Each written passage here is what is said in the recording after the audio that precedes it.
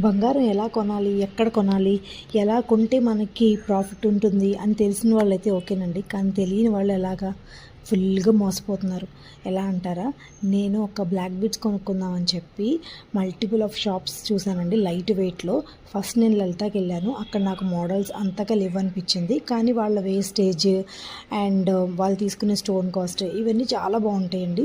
And ఏంటంటే అను jewelleries ప్రగతి నగర్లో ఈ జ్యువెలరీ షాప్కి వెళ్ళాను. ఆర్కే జ్యువెలరీస్ బాచుపల్లి ఈ జ్యువెలరీ షాప్కి కూడా వెళ్ళాను. అండ్ మరీ గోల్డ్ కొత్తగా పెట్టారు కూకట్పల్లిలో, దానికి కూడా వెళ్ళాను.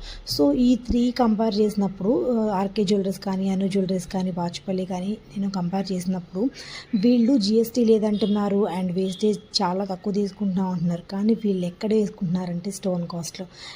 మీరు స్టోన్ లేని ఐటెం తీసుకోవాలనుకుంటే విఏ ఎక్కడ తక్కువ ఉంటే అక్కడ తీసుకోండి. స్టోన్ ఉన్న ఐటెం తీసుకోవాలనుకుంటే కనుక ఖచ్చితంగా మీకు ఎవరైతే గోల్డ్ స్మిత్ అయితే తెలిసి ఉంటారో వాళ్ళ దగ్గర అయితే చేయించుకోండి. అదర్వైజ్ మీరు చాలా నష్టపోతాము, ఎందుకంటే దానికి రిటర్న్ వాల్యూ ఉండదు కాబట్టి.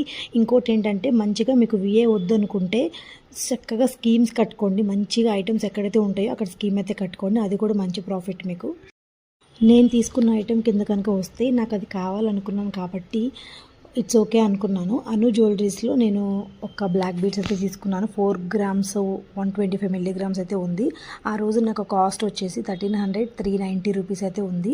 నాకు ఇక్కడ మీరు కనిపెడుతుంది కదా చిన్న స్టోన్ ఉంది, దీనికి మాత్రమే నాకు 2000 తీసుకున్నారు. అండ్ వేస్టేజ్ వచ్చేసి 12% వేశారు.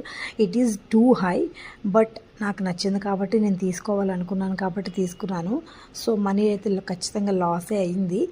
అందుకని ఈ ఇన్ఫర్మేషన్ మీకు నచ్చితే ఛానల్ని లైక్ చేసుకొని సబ్స్క్రైబ్ అయితే చేయండి.